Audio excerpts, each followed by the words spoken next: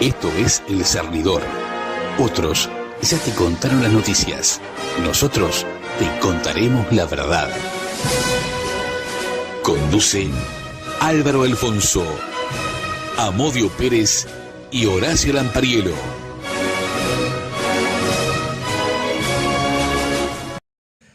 Buenas noches, Uruguay.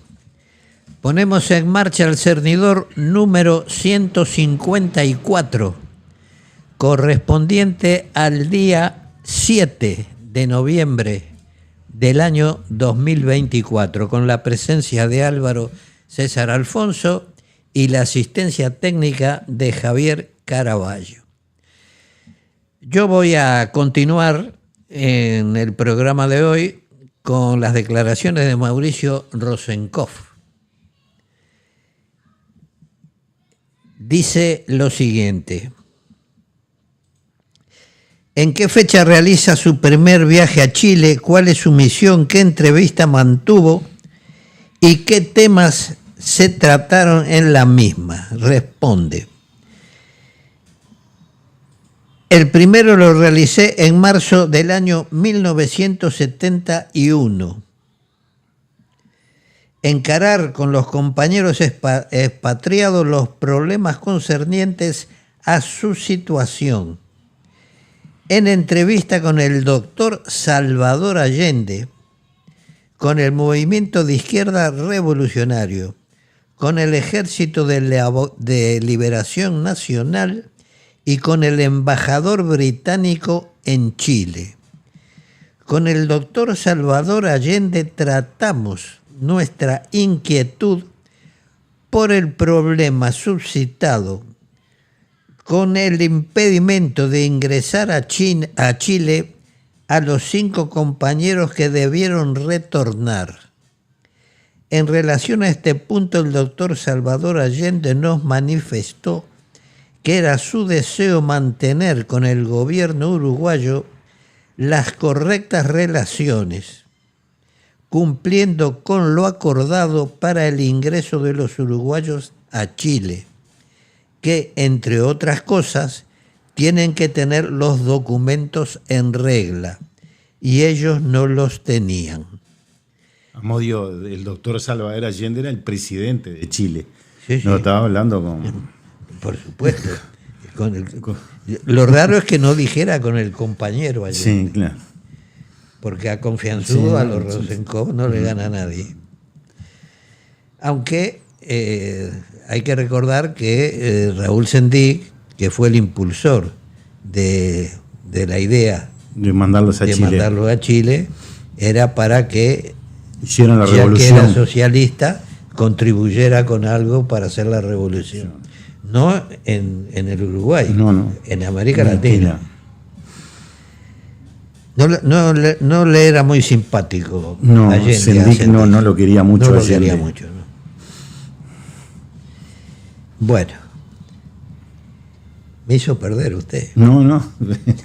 Con Rosenkopf no se pierde, porque siempre está hablando. Zanjado este problema, todo se solucionó. También fue tratada en una entrevista una solicitud que nos hizo el doctor Allende de que fuese liberado el embajador Jackson. Y ante la gestión del doctor Allende manifestamos nuestra buena voluntad y por su intermedio se concreta una entrevista con el embajador británico. Mantuve una entrevista con el embajador británico, quien se manifestó amigo de Jackson y preocupado y dispuesto a hacer algo por su liberación. Le planteo una fórmula consistente en una donación a un establecimiento hospitalario uruguayo de material quirúrgico moderno por un monto a convenir.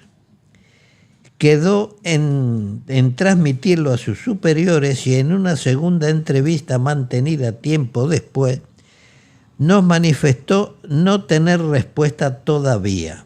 En la entrevista con el Ejército de Liberación Nacional tuvo carácter informativo sobre sus actividades y las nuestras, y en similares términos con el movimiento de izquierda revolucionaria.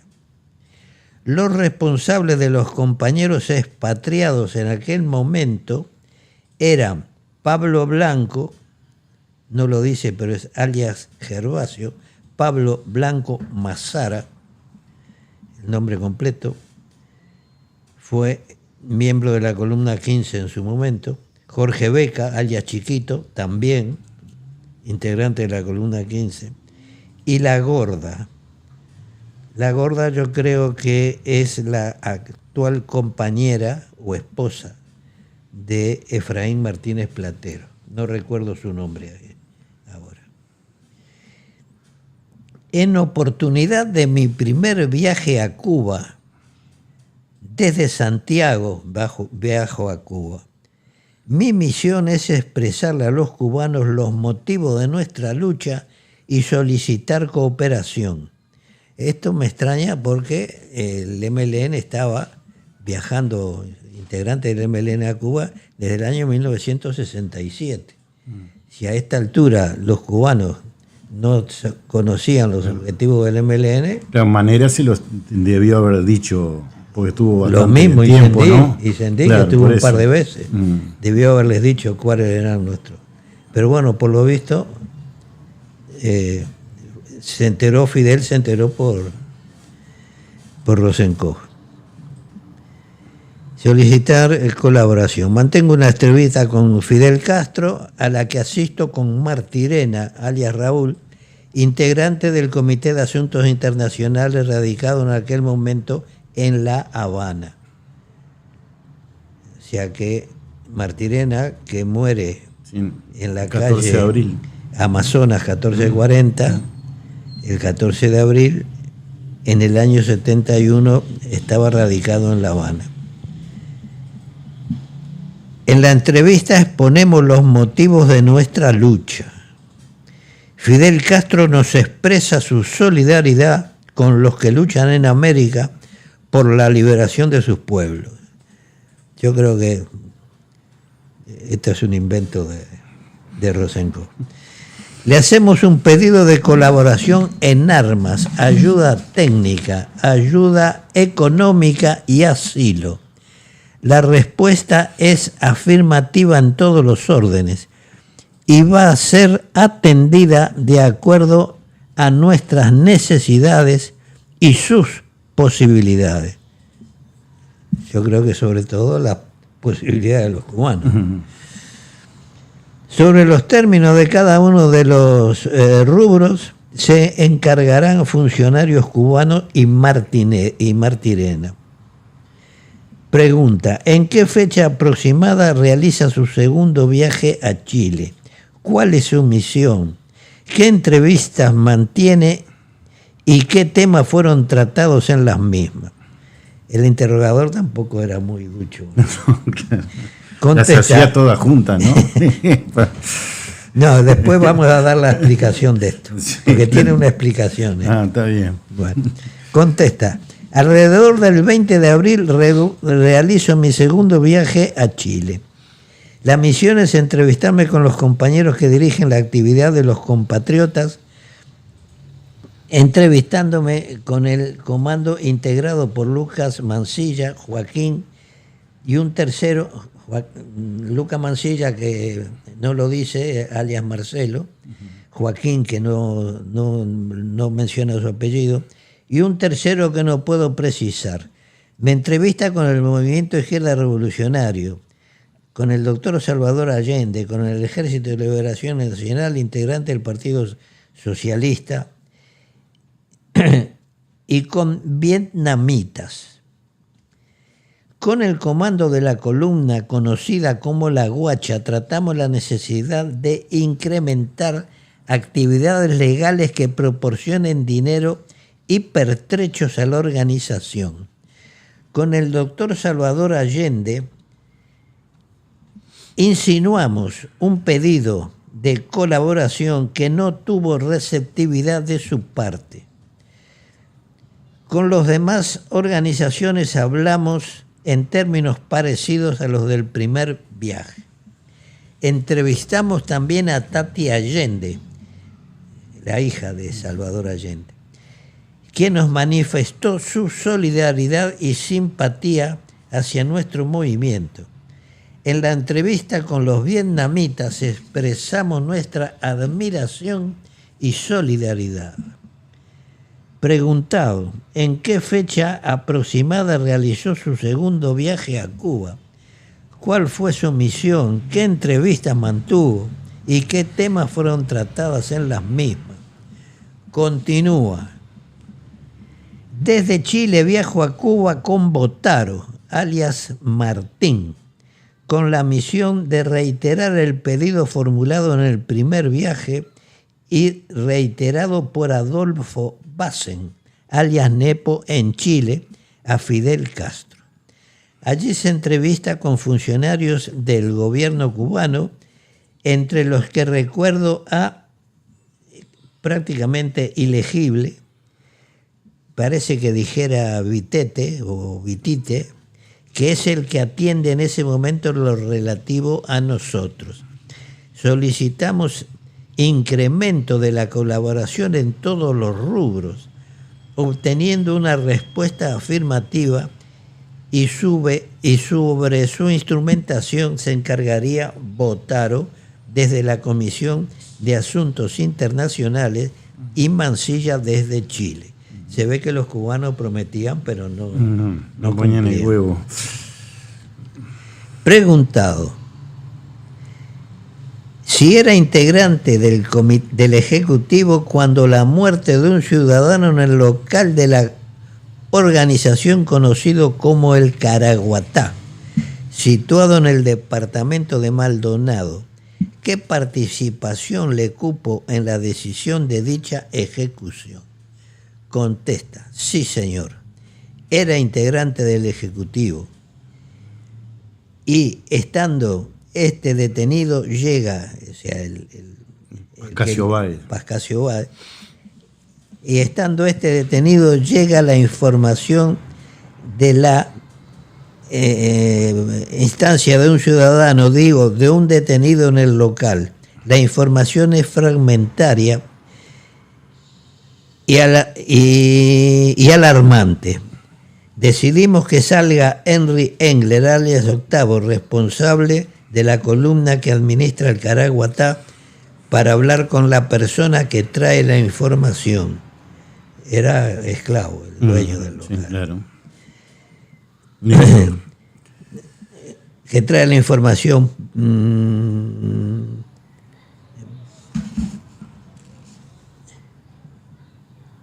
La información fragmentaria con la considerando insuficiente, o sea, la información que se traía era insuficiente. Entonces se envía a Engler.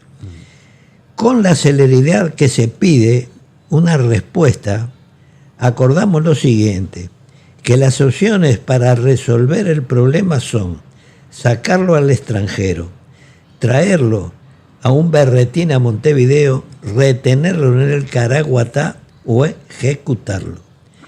Decidimos que concurra Henry Engler, alias Octavio, al Caraguatá, para que valore en el lugar de los hechos con los compañeros que allí se encuentran la decisión a tomar, llevando Octavio la aprobación del Ejecutivo de que en caso de llegarse a la ejecución se contaba con autorización y además que de acuerdo a la información que en ese momento se tenía, había dos opciones viables: llegar a la decisión extrema o conservarlo en el Caraguatá. Preguntado si era integrante del Ejecutivo cuando se ejecutó a un integrante de la organización cuyo seudónimo era Raúl y qué responsabilidad le cupo en la decisión. Este Raúl era Arteche, sí, claro. Ejecutado por el MLN por faltas gravísimas. Contesta, era integrante del Ejecutivo. Lo que más recuerdo de ese incidente es la decisión adoptada siguiendo un criterio similar al caso anterior. Él dice, sin embargo, la muerte de Arteche fue mucho antes que la muerte de Pascasio Nada Báez. más. Los compañeros responsables del sector donde se presenta el problema valoran qué decisión debe tomarse y en este caso los fundamentos para la decisión fueron aprobados por el Ejecutivo. Si era integrante del Ejecutivo cuando se produjeron los hechos del 14 de abril de 1972 y qué responsabilidad le cupo en la decisión. Pregunta, sí. Respuesta, sí, era integrante del Ejecutivo. Quiero hacer notar que en ese entonces la estructura de la dirección del MLN Tupamaro había variado. Existía una dirección nacional con una autonomía táctica muy grande para el Estado Mayor de Montevideo y del interior. El plan Hipólito lo propuso el Estado Mayor de Montevideo, aunque algunos manifestamos diferencias, ya que preferíamos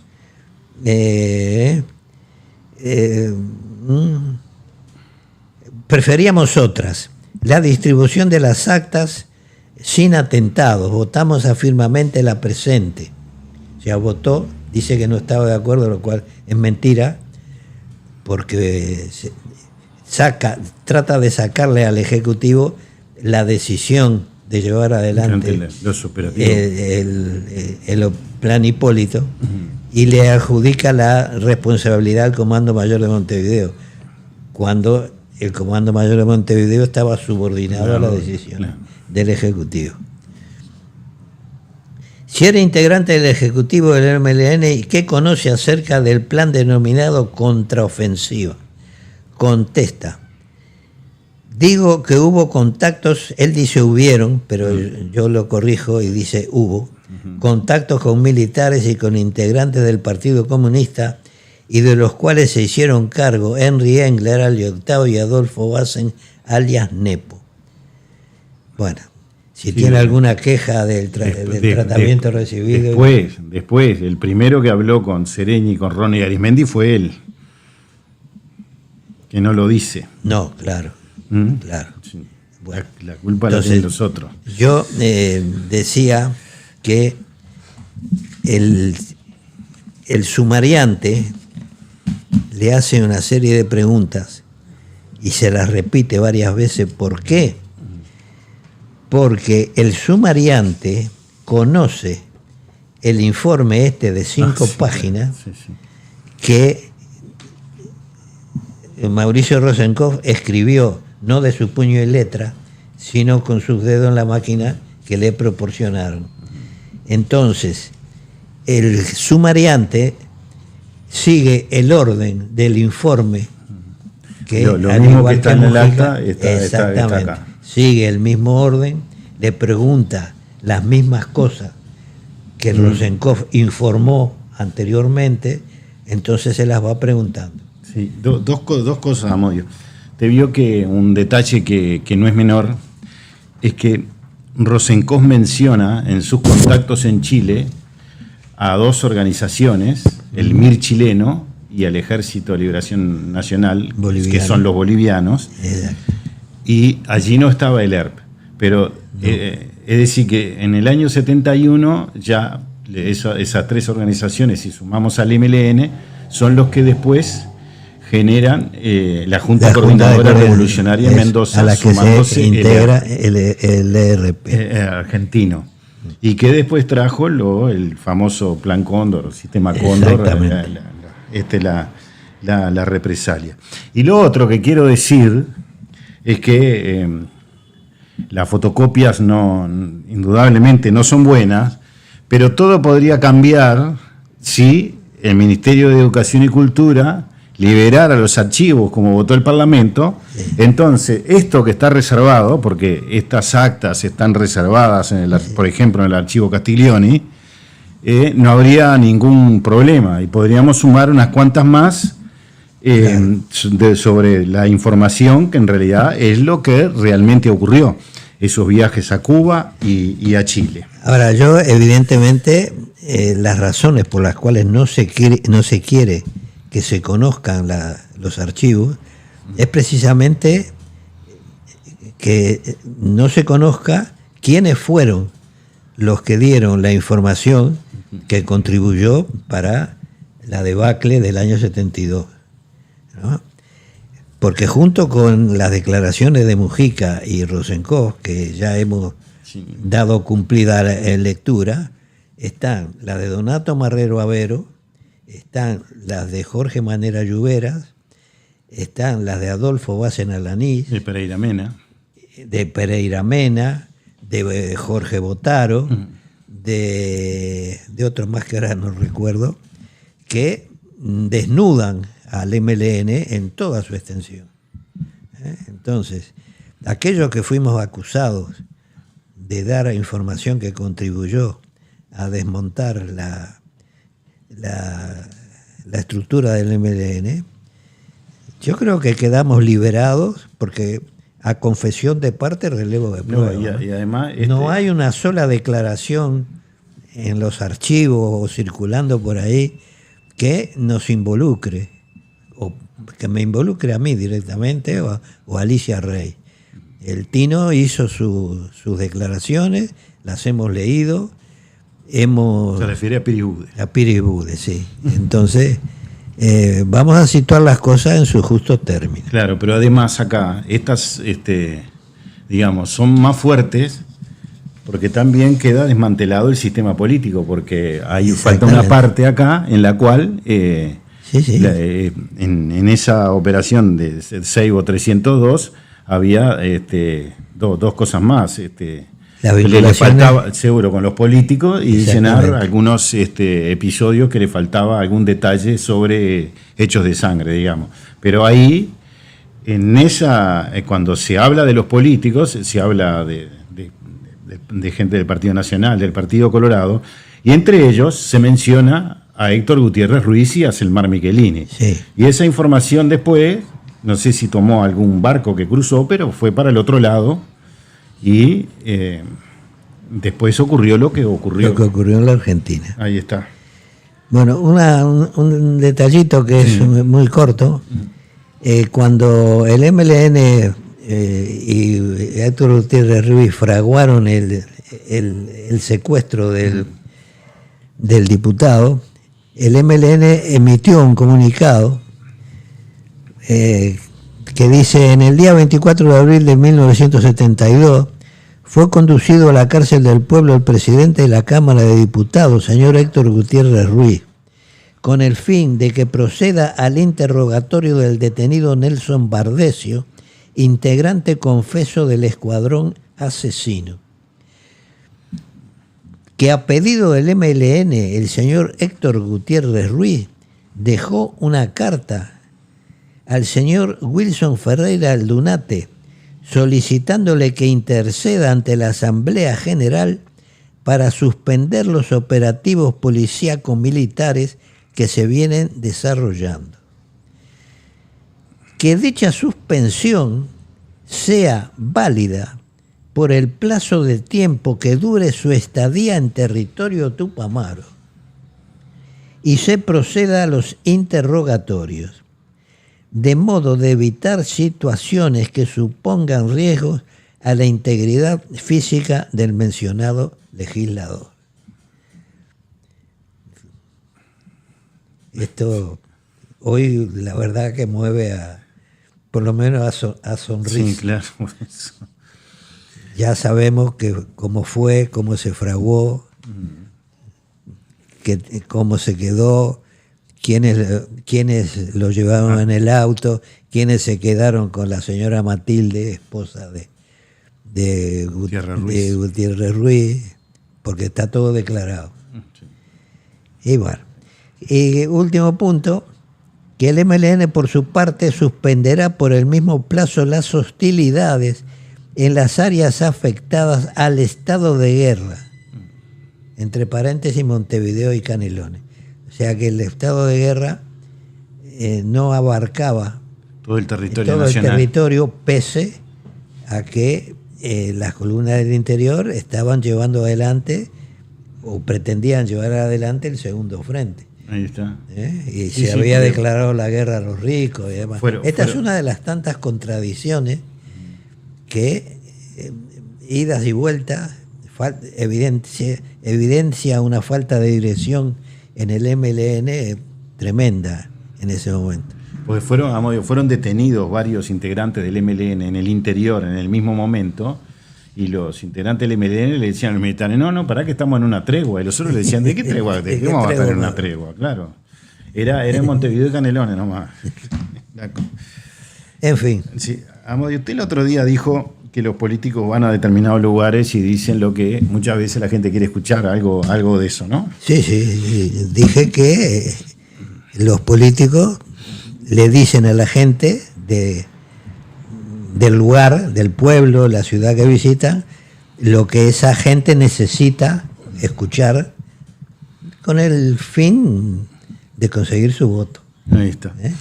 Una forma de engaño. Sí, bueno, a eso quería entrar, porque en estos últimos días las vedettes de la campaña electoral ha sido este señor Jorgan, como dice Juan Martín Posadas, o Biorgan, que ahora va a hacer un reclamo por ser cesado.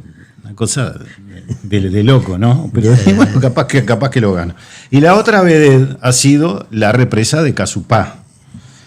Y realmente, y el candidato a presidente del Frente Amplio, Yamandu Orsi, hizo la promesa en Casupá precisamente, de que va a construir la represa, e hizo mención a varios aspectos de hechos que supuestamente ocurrieron, pero que son mentiras, directamente, y que voy a decir porque son mentiras. Esto también está incluido en el programa de gobierno de la coalición republicana. Y en realidad, no tengo nada contra Casupá. Lo cierto es que alguien pensó, dijo, que si se hacía la represa en Casupá pasaría a ser casi de primer mundo. Y en realidad, le vamos a contar toda la historia. Y lo primero que quiero que ustedes vean, los televidentes, es una entrevista que se le hace en la cual el candidato a presidente del Frente Amplio dice que ya la OCE pensó en el año 70 en la represa de Casupá. En realidad la OCE no pensó nada. Le vamos a contar quién pensó, no solo en la represa de Casupá, sino en 6 más.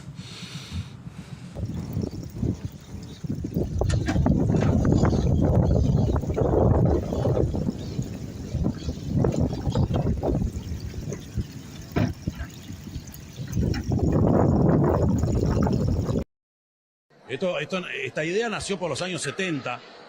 Gente de OCE ya la había pensado. Pasaron los años y se terminó concretando un proyecto que solo faltaba llamar a la licitación.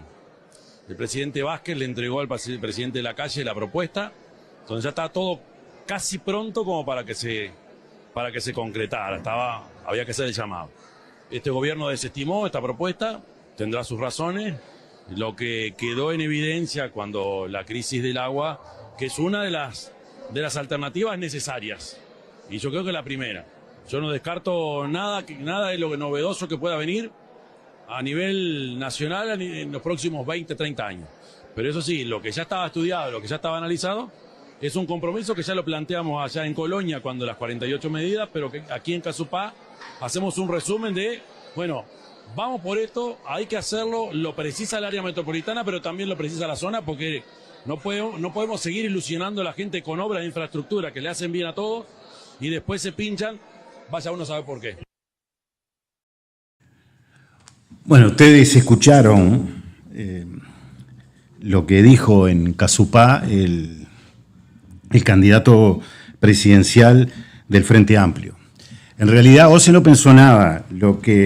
Eso lo pensaron los técnicos que realizaron este estudio de la OEA, que empezó en el año 68, que el gobierno de la República Oriental del Uruguay solicitó asistencia a la Secretaría General de la Organización de Estados Americanos para la ejecución de un proyecto de desarrollo de la cuenca del río Santa Lucía. Yo tengo ese informe acá, del que todos hablan, pero que casi ninguno lo leyó, y que saben que existe, y entonces opinan sobre el mismo.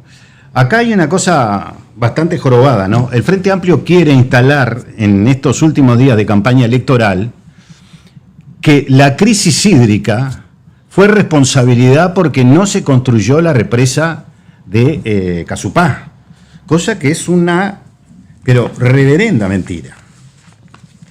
Y voy a demostrar, porque además fui actor de todos esos episodios cuando era alcalde de Aguascorrientes y hubo 5 reuniones del plenario de municipio con funcionarios del gobierno y el doctor Tabaré Vázquez que se llevaron a cabo en la residencia presidencial, en la residencia oficial de Suárez y Reyes. Por lo tanto, no me pueden hacer ningún cuento al respecto.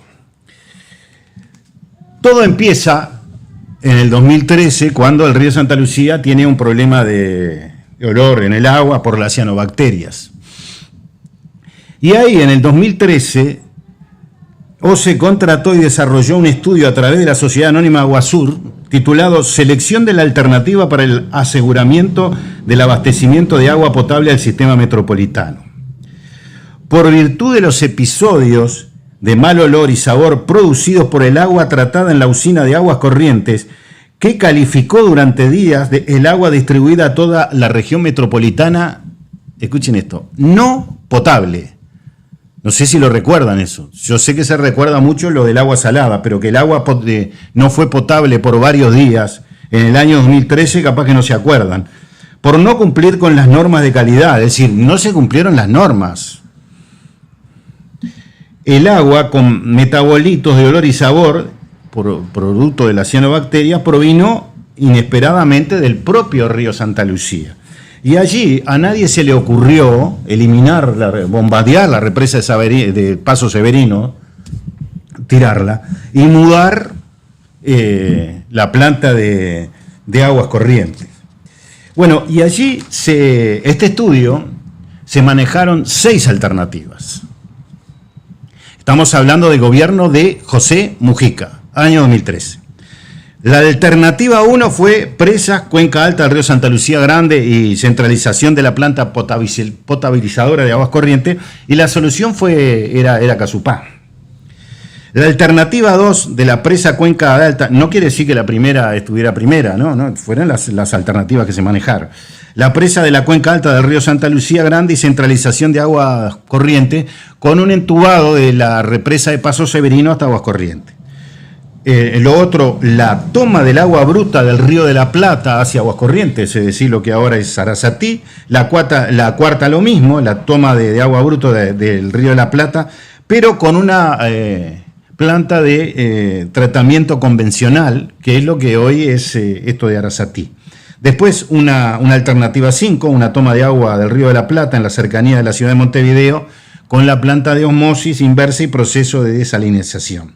Y lo otro es algo que se hizo ahora con la crisis hídrica, un trasvase de agua bruta desde la cuenca del río San José hacia Aguas Corrientes, la presa y embalse sobre el río Santa Lucía.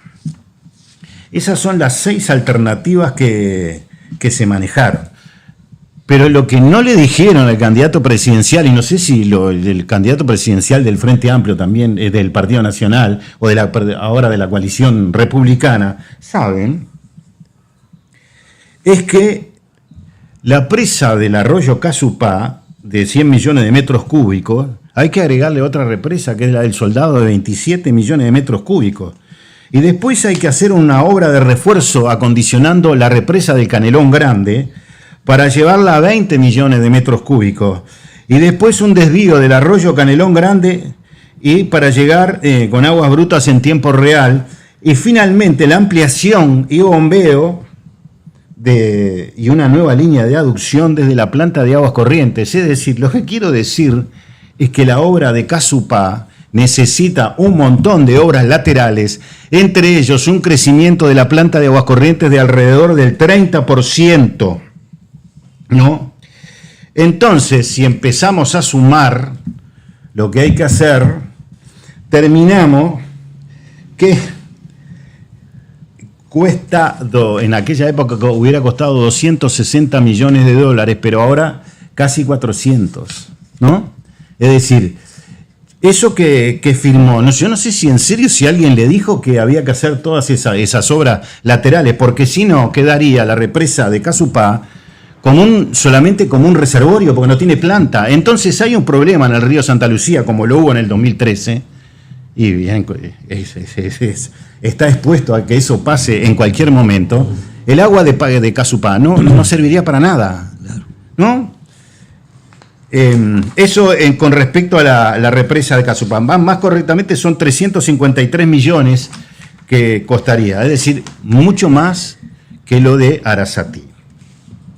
Después se dice que el doctor Tabaré Vázquez le dejó al gobierno todo pronto. Bueno, en realidad no es así, porque Tabaré Vázquez, al que su dirigencia que lo asesoraba le ocultó toda la información de lo que estaba pasando en el río Santa Lucía, que si no le hubieran ocultado la información seguramente no hubiéramos tenido los problemas que tuvimos, porque el doctor Vázquez estaba dispuesto a actuar. Y si no, lean el discurso el 1 de marzo del 2015, cuando asume por segunda vez como presidente de la República, y en su discurso dice que va a trabajar con los municipios de la cuenca del río Santa Lucía. Y voy a contar, el 2 de marzo del 2015 asumió el nuevo comandante de la Armada. A mí me quedaban ya pocos días como alcalde, y fui invitado porque la Armada había hecho una batimetría en la circunscripción del municipio de Aguas Corrientes, y allí estaba el doctor Tabaré Vázquez, y cruzo con él, lo saludo, porque además lo conocía bien, porque cubrí su campaña electoral desde el 2003 hasta que alcanzó la primera magistratura por primera vez. Y le dije, presidente, no se olvide que de la cuenca del río Santa Lucía, de Aguas Corrientes. Y me dice, no solo no me olvido, sino que ahora, por la responsabilidad que voy a tener, más allá de la de médico que tengo, estoy preocupado. Dice, ¿usted estaría dispuesto si yo lo convoco a concurrir a una reunión? Le dije, claro, por supuesto. Le digo, pero no a mí solo. Le digo, disculpe mi atrevimiento, pero sería bueno que convocara el plenario del municipio, que van a venir los alcaldes, y seguro yo voy a integrar esa delegación. Bueno, muy bien. Bueno, la reunión esa se hizo el 18 de febrero. Nosotros le llevamos un documento contándole más o menos cómo veíamos la situación del río Santa Lucía, y Vázquez prometió que iba a hablar el 1 de marzo del tema, y así lo hizo en su discurso. Pero ¿qué pasó? Después vino la interna, y la interna fue la interna, ¿no? Y pasó lo que pasó, que estaba todo bárbaro.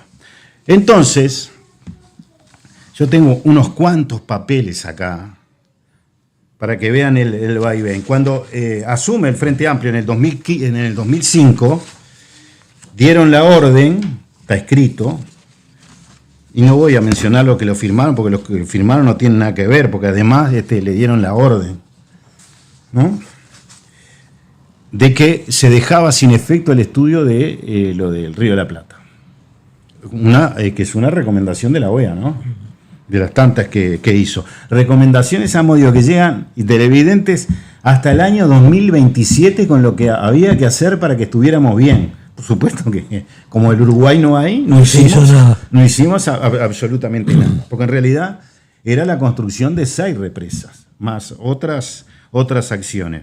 Y todas las obras que se han hecho por parte de OCE, importantes para el tema de Montevideo, de la zona metropolitana, salen de este informe que tengo acá, que creo que la dirigencia política lo debería tener como consulta, ir y fijarse. Después, el 8 de mayo del 2009, hubo problemas bastante graves con el agua, y hay una resolución de directorio que se pone en conocimiento de esta gerencia que se ha dispuesto oportunamente que las áreas técnicas competentes de la administración evalúen sin perjuicio de otras iniciativas las siguientes alternativas. Elevar la cota de coronamiento de la presa de Paso Severino. Para eso vinieron 2 técnicos extranjeros que hicieron una evaluación de la... Y bueno, había que reforzar la parte lateral de la represa. Y también cuando era alcalde hablé con el director de OCE, que representaba el Partido Nacional, el señor Chiesa, que me dijo que estaban en este tema, y le pregunté si él había estado alguna vez en la represa abajo. Y me dijo que no, que todavía no había ido, porque hacía muy poco que había asumido. Y bueno, en realidad se hace así, ¿no? Y después lo otro era captar agua del Río de la Plata para ser potabilizada en aguas corrientes o en una nueva planta a construir. Es decir, en el 2009 le piden a los servicios técnicos que analicen captar agua del Río de la Plata para ser potabilizada en aguas corrientes o en una nueva planta a construir. Después que en el 2005 habían abandonado eso. Después lo otro, captar agua del embalse del Rincón del Boneta, el Río Negro, que es una cosa que ya estuvo en 1871 y que no se concretó, para ser conducida a la cuenca del río Santa Lucía Chico, ahí en Paso Severino. Esas fueron de las tantas cosas que se estuvieron manejando. Y voy a ir ahora a lo que realmente ocurrió. El proyecto famoso de Casupá no estaba cuando asumió esta administración, no estaba pronto el proyecto ejecutivo. Y si no, el candidato presidencial le tendría que preguntar a la vicepresidenta del Frente Amplio, que fue la que hizo el informe, y en septiembre del año 2020 dice que no está pronto el proyecto ejecutivo. Es decir, no solo no estaba pronto el proyecto ejecutivo, no había expropiaciones, no había crédito, pero claro, después de una decisión de la ciudadanía, muy pícaros, ¿no? El 4 de noviembre del 2019 le dirigen una nota de la presidencia de OCE le dirigen una nota al ministro de Economía, Danilo Astori, preguntándole si podían concretar un préstamo de la CAF para esto, ¿no?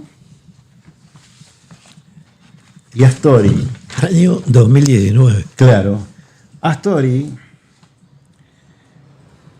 viendo ya de ellos, ya veía que perdían la elección y casi la terminan ganando, ¿no? También, igual que lo que se está diciendo ahora, con total irresponsabilidad, dijo Astori: por la presente comunicamos a usted, es decir, al presidente de OCE, que el Ministerio de Economía y Finanzas está de acuerdo con los términos y condiciones para la operación del proyecto de construcción de la presa sobre el arroyo Casupá expuestos en vuestra nota, y se adjunta asimismo el visto bueno de la Administración de las Obras Sanitarias del Estado, es decir, para que pidieran el préstamo. Pero ¿qué pasa? En el 2013, con este olor en el agua que dijimos, concurrieron rápidamente al Parlamento y fueron 11 medidas, ¿no? Una de las medidas era hacer Casupá. Ahora, 2013, 2020, ¿no? 7 años, ¿no? 7 años y no hicieron el proyecto ejecutivo. Y cuando dicen que el doctor Vázquez le dejó a la ahora presidente Lacalle todo pronto, en realidad no es así, porque en mi caso participé en las 5 reuniones. Algunos de los que están hablando participaron en una y participaron en una. Y Vázquez lo que dijo textualmente es: lo único que podemos hacer nosotros es recomendar, porque ya Lacalle Pou era presidente electo, ¿no? Miren, yo tengo el papel que le fue entregado, más allá que se hizo, hay un informe sobre la cuenca del río Santa Lucía, con mucha información, se hizo un informe en el cual también nosotros metimos algún dedo ahí, con toda la información. Pero después, el proyecto de ley que se le recomendó al entonces presidente electo Lacalle Pou, dice lo siguiente. Artículo, usted ve a Amodio acá que dice XX, no hay ningún artículo. En virtud de lo dispuesto en el artículo 47 de la Constitución de la República, facúltese al Poder Ejecutivo asignar al presupuesto nacional al inciso 66, Administración de las Obras Sanitarias del Estado con cargo a rentas generales, los créditos necesarios para dar cumplimiento a las siguientes medidas que se encuentran en el Plan de Acción para la Protección de la Calidad Ambiental de la Cuenca del Río Santa Lucía, medida de segunda generación, aprobado por el decreto 371-2019 del 9 de diciembre de 2019. Aseguramiento de agua para el suministro del área metropolitana, construcción de nuevas capacidades de reserva de agua bruta para el sistema metropolitano en la cuenca del arroyo Casupá. ¿Qué quiere decir esto? Que por primera vez en la historia, desde la creación de OCE, había una recomendación de que se le diera a OCE dinero por rentas generales. Cosa que hizo el presidente Lacalle Pou con el proyecto de saneamiento, porque OCE no puede hacer ni media obra de envergadura si no viene con plata de rentas generales. Por una razón muy sencilla, porque no tiene capacidad de pago, no tiene plata. Porque se presenta como una empresa del Estado social, pero se la mide desde el punto de vista económico, y así es imposible. Y lo otro, porque van a tener que ir a hacer ahora sí, van a tener que ir a hacer un compromiso a voz corriente, ir a firmar uno, es implementación de una solución definitiva para el manejo y disposición de lodos para el auxino de agua potable de aguas corrientes. Se mantiene la medida establecida en el Plan 2013, involucrando un estudio que considere la mejor solución para la disposición final a los lodos, tomando en cuenta la información ya generada en análisis previo. Y volviendo al 2013, en el Parlamento, el 15 de mayo del 2013, van todos allí y exponen estas medidas, entre ellas que iban a construir Casupá, cosa que en 7 años no terminaron el proyecto ejecutivo, no lo hicieron directamente, y que la planta de los lodos iba a empezar a fines del 2013 y iba a estar lista en diciembre del año 2014. Bueno, todavía la estamos esperando. Y en realidad, vio que en el acto del obelisco, Candó dijo, por si algún sordo no quiere oír, yo voy a decir, por si algún bobo no quiere oír, por el tema de los lodos. ¿Por qué hicimos nosotros desde el municipio de Aguas Corrientes la denuncia y por qué supuestamente ahora no decimos nada? Bueno, en realidad nosotros hicimos una denuncia penal en el año 2019 que el entonces fiscal Díaz, en vez de enviarla a la Fiscalía de Fragancia en Montevideo, la mandó a la Fiscalía de Canelones, cosa que muriera más allá de la acción tomada en aquel momento por la fiscal Mónica Castro. Después, en el 2022, hubo una sentencia de la fiscal. Entonces, no se puede, yo no puedo patear contra el clavo, contra una decisión judicial, pero en este momento se está haciendo un plan piloto en Aguas Corrientes. Y cuando algunos están hablando de este tema, me dicen, el tema tuyo, porque sabe que sigo rompiéndolo, ¿no?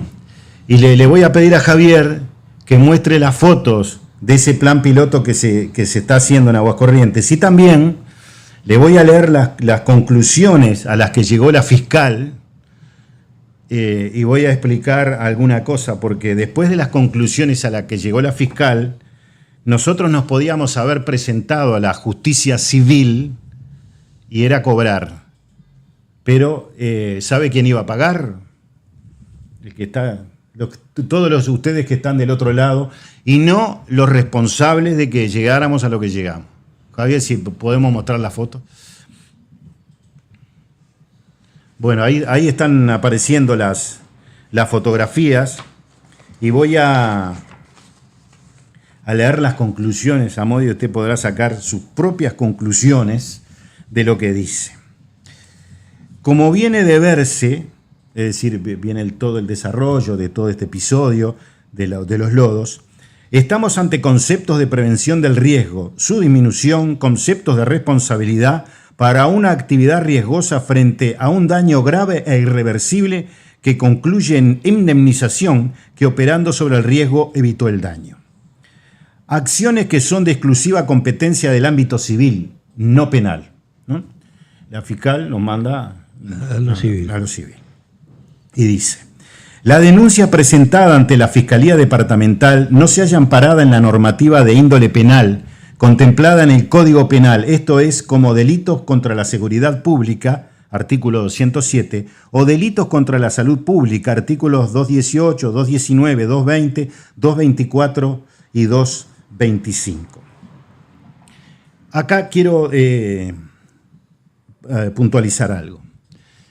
Después, nosotros hicimos una denuncia ante la Institución Nacional de Derechos Humanos que, si bien no hace nada, pero hace algo, porque está la denuncia, está escrita, ¿no? Las conclusiones están escritas. En el Consejo Municipal se votó 4-1, el representante del Frente Amplio votó en contra, de enviar la resolución de la Institución de Derechos Humanos a la Fiscalía. Decía, directamente fue al doctor Díaz, se la enviamos. Y el doctor Díaz la mandó para Canelones. Y acá la fiscal de Canelones, en aquel momento, dice, es decir, debe recurrirse a la vía civil pertinente para la prosecución de la presente denuncia. Y miren lo que dice. Se comparte el informe de la Institución de Derechos Humanos en que la violación al medio ambiente constituye una violación a los derechos humanos, es una afectación a la salud humana ya que son supraindividuales y suprageneracionales. La Institución de Derechos Humanos dijo que se estaban violando los derechos humanos en aguas corrientes, como nosotros lo habíamos denunciado. Y acá pone esto.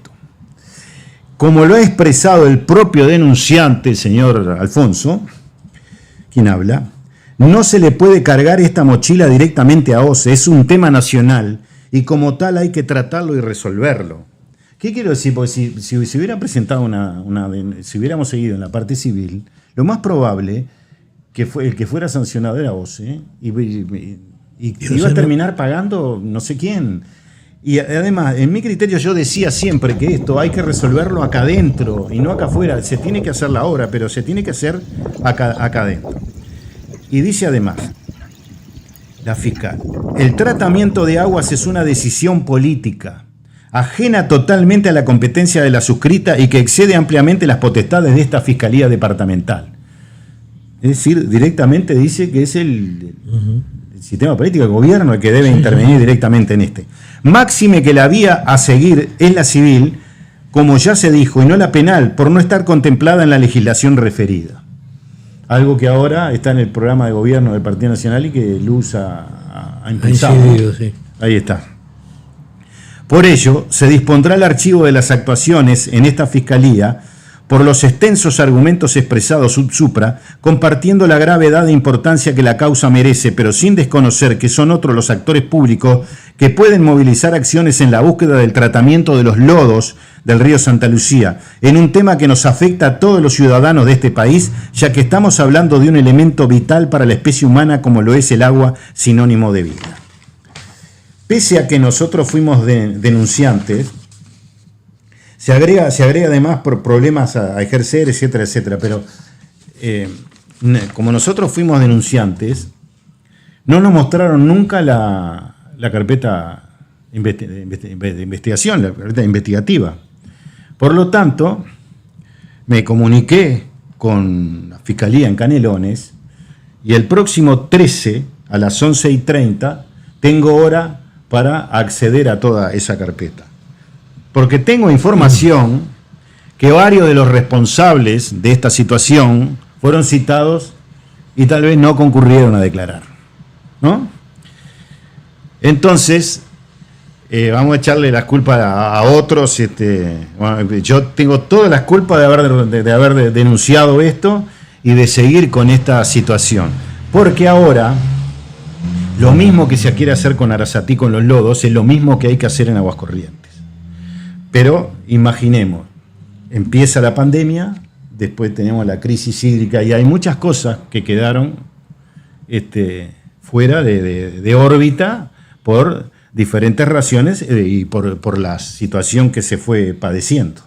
Ahora, el informe de la fiscal, más allá de que no actúa porque no es su ámbito, le da la razón Sí, claro. plenamente al denunciante. Sí, claro. O sea, comparte plenamente la gravedad de la situación. Sí, claro, es así, que comparte la gravedad de la situación. Ahora, lo que nunca quería, en mi caso nunca quise, en realidad, los que hicimos la denuncia, que no fueron políticos importantes ni nada por el estilo, sino que fueron pobladores de Aguas Corrientes, que eran referentes en distintos ámbitos. Fuimos 8. En realidad yo llevé la voz cantante de la situación, como el concejal Fulco, porque éramos los que tratábamos estos temas. Era que nosotros no podíamos ir a la parte, porque no era un tema de buscar plata acá. Era un tema de que se hiciera la obra y se solucionara el problema.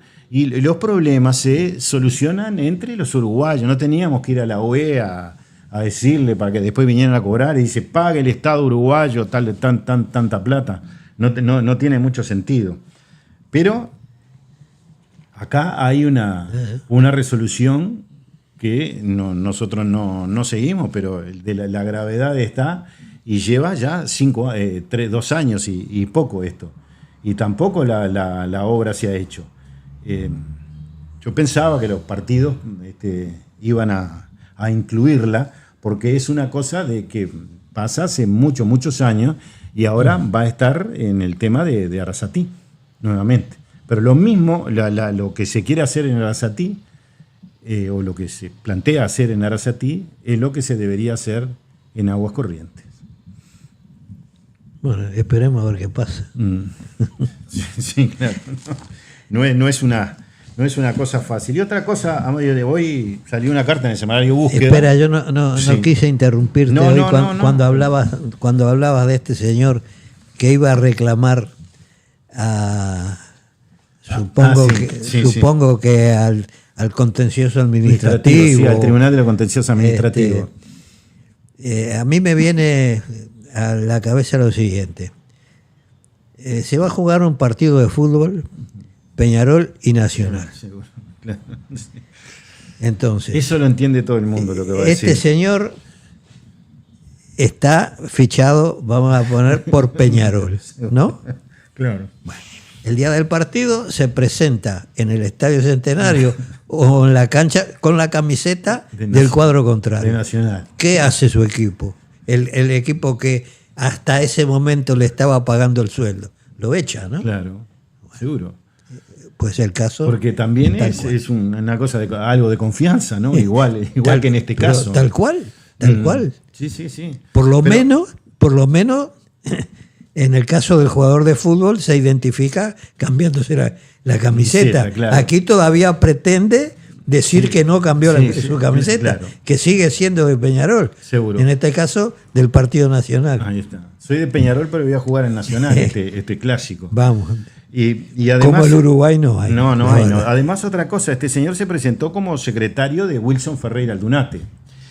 y si ustedes entran a las redes sociales, a la página web, a las redes sociales, y ustedes ponen el caso del episodio de este señor, le va a salir que hay como 12 medios que dijeron que era el secretario de Wilson Ferreira, y entonces aparece todo eso, uno atrás del otro con la noticia, y sigue y quedó ahí. Nadie de esos medios comprobado. No, nadie de esos medios llamó para, por lo menos el diario El País, Juan Martín Posadas, el dirigente del Partido Nacional, dijo que lo llamaron 2 para ver si lo conocía, porque el hombre estaba en aquella época, tenía un profundo conocimiento de toda la militancia y la dirigencia del Partido Nacional, y lo consultaron telefónicamente, y él irónicamente dijo Jorgan, ¿no? Pero realmente, y usted sabe que yo creo que va al Tribunal de lo Contencioso Administrativo y capaz que le dan la razón, ¿no? Yo pienso que no. No, yo bueno, pienso que no. Lo normal sería que no. Hemos visto cosas raras, pero como esa no creo. En fin, confío Sí, claro, pero nunca se sabe. Yo ¿no? soy muy confiado. Sí, bueno.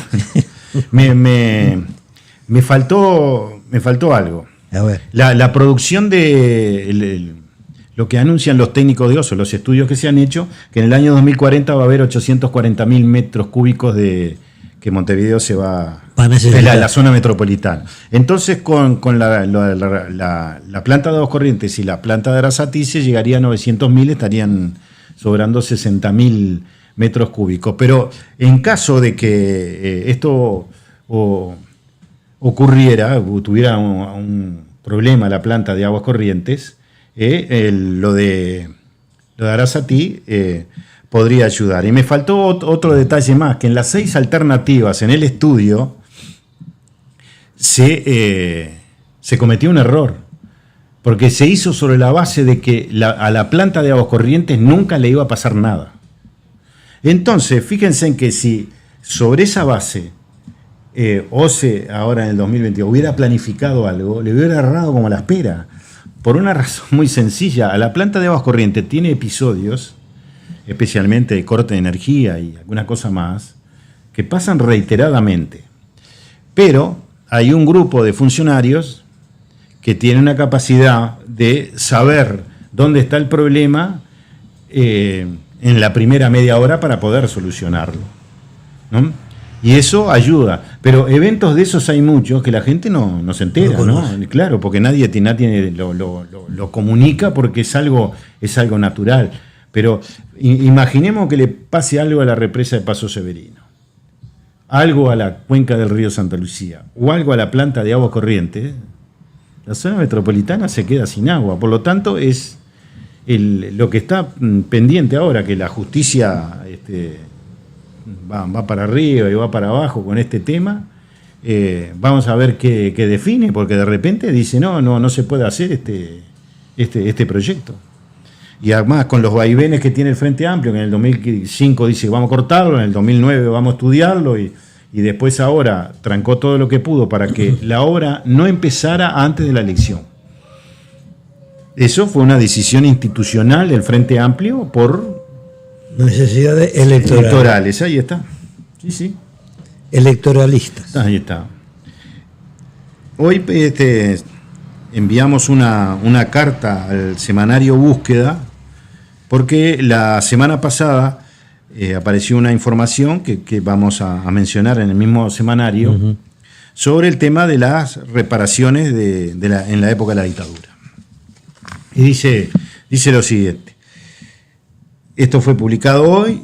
Dice, en la última edición del semanario Búsqueda se titula en tapa: el BPS pagó unos 50 millones de dólares el año pasado de prestaciones afectadas por la dictadura. Y la noticia es ampliada en la página 27. En el programa El Cernidor, donde estamos ahora, ¿no?, que se emite por el canal de YouTube Pulsómetro TV lunes y jueves de 19:30 a 21, hemos tratado reiteradamente el asunto mostrando números oficiales. Ustedes lo saben, ¿no? Además, en los libros de mi autoría publicados en Editorial Planeta en los años 2022 y 2023, Operación Verdad y la intriga de los derechos humanos, detallamos las leyes aprobadas que han determinado que el Estado, nosotros, abonó desde 1985 hasta nuestros días unos 1.300 millones de dólares por sucesos ocurridos antes y durante la dictadura. Se trata de 17 leyes que tuvieron el visto bueno de todos los partidos políticos, aunque debemos soslayar que durante los gobiernos de los partidos fundacionales, Colorado y Nacional, se fueron solucionando básicamente temas administrativos, con la excepción de la ley 15.783. En este caso, en la amnistía, el artículo 25 de la ley 15.737, de 8 de marzo del 85, es decir, una semana después de la salida de la dictadura, que perdonó a aquellos que se levantaron en armas contra la democracia, partidos y organizaciones de izquierda, amparó la restitución, recomposición de la carrera administrativa y la reforma de la cédula jubilatoria, con el cargo que contestaban los funcionarios públicos destituidos por el acto institucional número 7 de fecha 27 de junio del 77. Así que a los 4 años encajaron el acto institucional número 7, ¿no? Justito. Meses después de esta situación se reguló por la ley 15.783, disponiéndose el reintegro de funcionarios públicos destituidos a sus funciones durante el gobierno de facto a partir del 28 de noviembre del año 1985. Fueron 30.000 personas que reclamaron, el Estado atendió a 18.000. De acuerdo a los cálculos económicos a la fecha, se desembolsaron por la ley 15.783 unos 340 millones de dólares. Pero fue el Frente Amplio, al llegar al poder, que en el año 2005, que abrió la billetera de la revolución por la jubilación. La ley 17.949 restituyó los derechos jubilatorios para militares que hubieran sido destituidos, dados de baja o desvinculados por supuestas razones políticas e ideológicas. Contó con el aval del profesor Danilo Astori y recibió el beneficio desde la familia del general Líber Sereñi hasta aquellos oficiales superiores que le fueron leales al presidente histórico del Frente Amplio. Algunos de ellos ocuparon cargos en los gobiernos de dicha organización política a partir del 2005. El costo para el Estado fue una cifra cercana a los 2 millones de dólares. Ley 18.033 creó la pensión especial reparatoria PER, siendo beneficiados quienes estuvieron presos condenados por jueces civiles hasta julio del año 1972 y posteriormente, tras aprobarse la Ley de Seguridad del Estado, el número 14.068, el 10 de julio del 72, por un parlamento democrático que integraban, miren quiénes, entre otros, Jorge Valle, Ferreira Lunates, Elmar Michelini, a disposición de la justicia militar a partir de ese momento.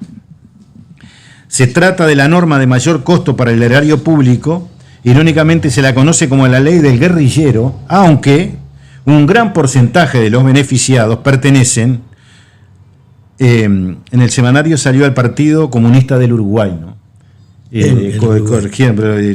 Acá está Partido Comunista en el Uruguay. Te corrigieron. Claro, Te corrigieron, ahí está. El Partido por la Victoria del Pueblo y otras organizaciones de izquierda igual accedieron en el cobro de la PER a aquellos miembros de la guerrilla que cometieron delitos de sangre. Y acá está el número de expediente del Banco de Previsión Social, que fue un pedido de información pública que realizamos del Cernidor. Ley 18.033. La administración de la calle Pou durante el quinquenio 2025 pagará 250 millones de dólares. Desde que se aplica la ley del año 2006 a cuando concluya el actual gobierno, el Estado habrá abonado más de 630 millones de dólares. Cobran la jubilación especial por el artículo 8055, la pensión especial reparatoria artículo 11, reciben el beneficio 1704 y la pensión de pensión especial reparatoria, porque acá ya no están los titulares, el artículo 11, son 306 personas. Total de beneficiados 3.065 y reciben alrededor de 1.600 dólares. La cantidad de personas que cobraron las PER por primera vez fueron 1.122. Después hay otro expediente, en este caso también por un pedido de información pública que realizamos desde el Cernidor, al Ministerio de Trabajo y Seguridad Social, y acá se presentaron a la ley 18.033 11.169 peticiones, queriéndose amparar por la ley, ¿no? La Comisión Especial dictó 7.111 resoluciones favorables, denegó 3.234. Y se archivaron 788 expedientes sin culminar trámite y, aunque cuesta creer, hoy hay 36 expedientes en trámite que debe fallar por hechos ocurridos hace más de 50 años. La Comisión Especial la integran representantes del Ministerio de Trabajo, Ministerio de Economía, BPS, PICNT y Crisol. Fíjense que el PICNT y Crisol son jueces para tomar las decisiones para repartir el dinero del Estado que sale de rentas generales como si fueran los ministros de la Suprema Corte de Justicia. La ley 18.030, promulgada el 18 de julio del 2008, que es otra ley, modificó normas relacionadas con el tema ya dictadas, estableciendo un ficto, porque ya había habido una ley corregida en los gobiernos del Partido Colorado y el Partido Nacional, estableciendo un ficto para compulsar el monto jubilatorio de los ex trabajadores de la industria frigorífica. En este caso, el beneficio para quienes cobran comienza a regir el 9 de febrero del 73 y se extiende hasta el 28 de febrero del 85. Y el título es Trabajadores de Industria Frigorífica despedidos por el gobierno de facto, cómputo jubilatorio. Por esta ley, a mayo del 2024, que fue cuando recibimos el informe, recibían el beneficio 761 personas. Esta administración pagará por estos 5 años, es decir, la administración de la calle Pou, 50 millones de dólares. Desde la aplicación de la norma hasta el fin del mandato de este gobierno, desembolsará más de 130 millones de dólares. Empezaron cobrando en el año 2008 13 personas y el tope fue en el año 2018 836 beneficiados. En este caso, no, si muere el titular, queda sin efecto, ¿no? Uh-huh. La ley 18.596 consagró indemnizaciones económicas a familiares desaparecidos, a quienes eran niños habiendo nacido en cautiverio y a aquellos que hubieran experimentado lesiones. Además, otorgó atención en salud gratuita y vitalicia a las supuestas víctimas y también modificó aspectos de lo regulado por la ley 18.033, es decir, la madre de todas estas leyes, con relación al derecho del cobro de la pensión reparatoria. Y ya lo leímos acá, pero lo vamos a repetir. Vamos a la respuesta, que no tiene calificativo del Ministerio de Educación y Cultura, ¿no? Es el expediente de 2024-11 001-3515. Textualmente, dicha Secretaría de Estado escribió: en relación a la información solicitada sobre cuántos ciudadanos se han presentado hasta el momento para obtener el beneficio otorgado por el Estado, la Comisión Especial de la Ley 18.596 y esta Secretaría no ha clasificado a los solicitantes de alguna manera, por lo que no podrá informarse sobre ciudadanos que hayan solicitado la reparación al amparo de la ley. Consideramos en términos generales a los solicitantes. Tampoco se puede informar sobre cuántas personas han solicitado ampararse en los artículos 9, 10 y 11. Sin perjuicio de ello, se puede informar sobre cuántos expedientes se han generado a partir de las solicitudes, los que rondan en 1.552 desde el año 2010 hasta el primer trimestre de este año. Cabe aclarar que cada expediente puede existir más de un solicitante.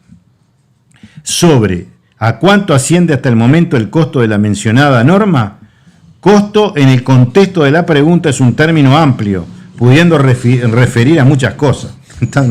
No jorón, estamos hablando de la plata, ¿no? ¿Cuánto fue? Si se interpreta que los solicitantes refieren el aspecto económico, no es posible informar al respecto porque no es una información que la Comisión o el Ministerio haya recopilado.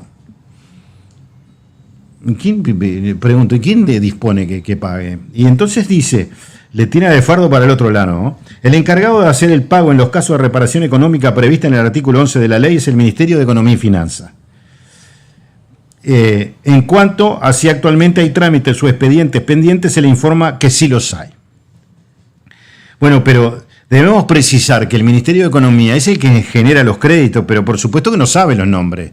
Y como ellos dicen ahí, rondan en el Ministerio de Educación y Cultura. Bueno, después hay algunos comentarios que son nuestros personales. Lo que sí decimos es que también hay reclamantes contra el Estado y los montos abonados han ido desde 420.000, 200.000, 150.000 y $80.000. Y bueno, en muchos casos hemos hablado acá de los números de expedientes, los nombres, lo que cobraron y los montos. Eso para que ustedes perciban cómo la ley de transparencia de la información pública no funciona. Realmente no funciona porque los funcionarios ni siquiera se esmeran, porque si usted no contó cuántos se presentaron, porque tienen los expedientes, y porque dice que hay, bueno, en el expediente 10 se reclamaron 3, en el expediente 11 reclamó 1. Bueno, ponga a alguien a sumar, ¿no? ¿Cómo va? No va a saber cuánto y cuánta plata pagaron además, ¿no? Tire una cifra. Pues ya habíamos hecho un pedido de información pública al Ministerio de Educación y Cultura a partir de 2 años más atrás, y hasta ese momento se habían pagado $15 millones. ¿Por qué cobran? Hay 3 posibilidades de cobro. Una de más de $70.000, otra más de $40.000 y otra más de $30.000. A propósito, me viene a la memoria que tenemos pendiente la respuesta del Ministerio de Salud Pública. No, lo correcto es que pidamos una entrevista, porque de repente la ministra también no sabe cuánto rondan la cosa y no se le ha informado, porque en muchos casos, con otros pedidos que hemos hecho, contesta un funcionario, pero eso al parecer no pasa por el directorio porque no hay ninguna firma ni del presidente, sino que por sí ellos hacen la respuesta y deciden que no. Sí, pero en el tema de pedido de información al Ministerio de Salud Pública, yo creo que era un tema muy concreto. Sí. Que lo repetimos además, ¿no? No creo que un funcionario de rango inferior pudiera asumir la responsabilidad de contestar a las preguntas que nosotros hacíamos, porque eran preguntas que tenían que ver con la salud pública. Claro, sí, claro. Entonces, yo creo que la señora ministro tiene que estar enterada. Claro, estamos hablando de las Y clínicas, yo, ¿no? personalmente, yo dije hace un rato que era muy confiado, me desdigo. Sí. Confiado para algunas cosas y desconfiado Como para otras. te digo ¿no? una cosa, No te sé, digo la para otra. Claro. Yo creo que no nos han respondido porque no tienen respuesta. Sí, claro. No, respuesta ¿Y qué? tienen, ¿no? Pero bueno, no tienen es fácil. respuesta a las preguntas que nosotros hicimos porque estábamos hablando de situaciones que estaban pautadas allá por 1994-95.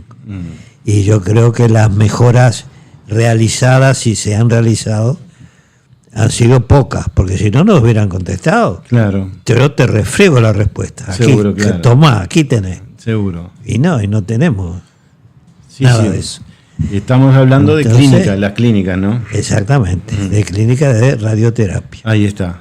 Y bueno, mañana pedimos la entrevista. Bueno, Y de repente la ministra nos puede decir si tuvo conocimiento o no tuvo conocimiento, como Chiarino. bueno, yo no Bueno, sé, Álvaro, no, estamos ¿algún por tema acá. pendiente? ¿No? Mm, Yo, la verdad, no sé ni qué hora es, mm. pero en principio nos vamos. Mañana Álvaro Sí. tiene una presentación del libro Computadora en la Feria del Libro de Maldonado. Una más. Le deseamos todo el éxito del mundo. Y mañana vamos a estar 11:30 en FM Gente, que es como mi casa, porque fui 8 años corresponsal de esa emisora acá en Montevideo, y realmente siempre me siento como en mi casa. Voy a salir por la radio y después estaremos a las 19 horas allí en Maldonado. Y bueno, debo agradecer a la Dirección de Cultura de la Intendencia de Maldonado, que el año pasado pudimos presentar el libro de La intriga de los derechos humanos, el 5 de enero, y que ahora nos invita a presentar el libro Computadora. No ocurre lo mismo con las otras ferias del interior del país, y menos la de Montevideo, ¿no? Bueno, menos da una piedra. Sí, por eso, por eso. Pero quiero agradecer porque lo valoro mucho. Porque además el primer libro lo presenté en el Palacio Legislativo, el revés de la trama, la historia secreta de la salida de la dictadura, y después El vino de la muerte, el asesinato de Cecilia Fontana de Heber, lo presenté en la Junta Departamental de Maldonado. Así que mañana vamos a estar otra vez en Maldonado. Muy bien. Bueno, nos vamos. Nos vamos hasta el próximo lunes. Esto es El Servidor. Otros ya te contaron las noticias. Nosotros te contaremos la verdad. Conducen Álvaro Alfonso, Amodio Pérez y Horacio Lampariello.